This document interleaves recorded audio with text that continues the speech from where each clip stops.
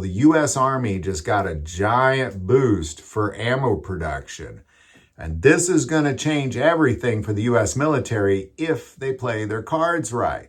Now, before I get into it, I do want to take a moment and thank our sponsor, ES Power Drink, for not just supporting this channel, but producing the only drink, I believe, in the world that has Trinidad scorpion peppers, which then you can drink it and tolerate it without killing your mouth and stomach.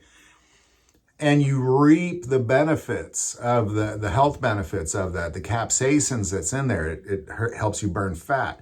It helps you sleep better. It gives you more energy. It gives you a better outlook on life.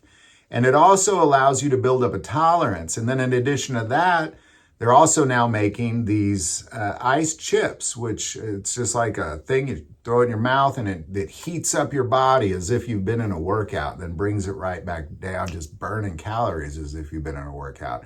It's fascinating and it's actually delicious as well. That link is below. There is some very, very good news when it comes to U.S. military ammunition production. Now, we've just got a gigantic boost as far as the U.S. military goes, because this time last year, we had all sorts of military officials saying that we are in an ammo shortage, that as far as the military goes, that they were now digging into their reserves. And what they were referring to is they're not talking about small arms. They're talking about mostly 155 millimeter shells. These are all being sent to Ukraine, and Ukraine is using them faster than we can send them. And they're definitely using them faster than we can produce them, because right now, all of them are being produced in Scranton, Pennsylvania, at the U.S. Army ammunition plant there. It's just pumping out the big giant shells. The small arms is made in Lake City Ammo in Independence, Missouri. But these large ones are the ones that really were causing all the problems, because when the military was saying we were having an ammo shortage, they weren't talking about small arms. They were specifically talking about these big giant shells.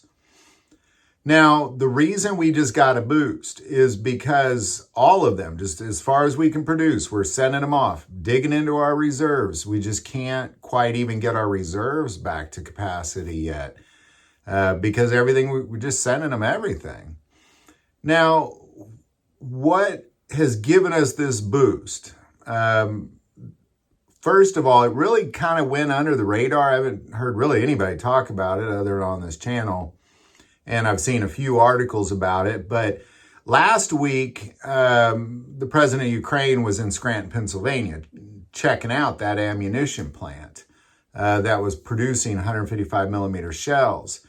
And you might think, well, that's, he's just wanting to see where his shells came from. No, the reason he was checking it out is because at that same week, they started the machines on their own 155 millimeter shell production plant in Ukraine, being supplied, meaning as far as where you're getting the raw material, all the components that you need from Europe.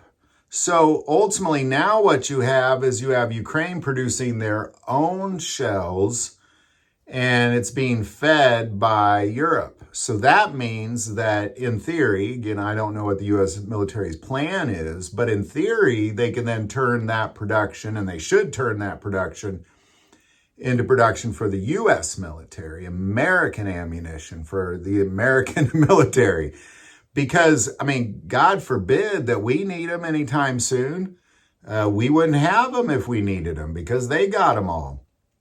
So we have to produce our own, and I'm very hopeful that this relief, because it's definitely going to give them some relief, that this relief will allow us to then start stockpiling again and getting our own reserve back to capacity, as it should. So there you go. That's the big news, is Ukraine is now producing their own 155 millimeter shells. He visited the ammo plant probably to compare the two, to see, well, how are you doing it here? And now how are we doing it there? The U.S. military did help them set that plant up. And now Europe is then going to feed them with the components and the raw material they need to be able to, in theory, produce as much as many 155 millimeter shells as they need. That in theory, again, would give us the relief that we need so we can then build back up our reserve, because you don't want to be caught in a situation where you need a lot of ammo real quick and you don't have it because you've been giving it to that guy. It's the worst situation you can be in. So there you go. I would like to add at this point, I would recommend you reach out to your congressman, your representatives, and say, now that Ukraine is running their own 155 millimeter shell production facility, stop sending it to them. Start focusing on us. Let's rebuild up that reserve, because it's really just all of this is going under the radar. You know, I talked about this last year. And and it's ultimately could affect small arms because they use the same components. Similar, but they use the same raw material.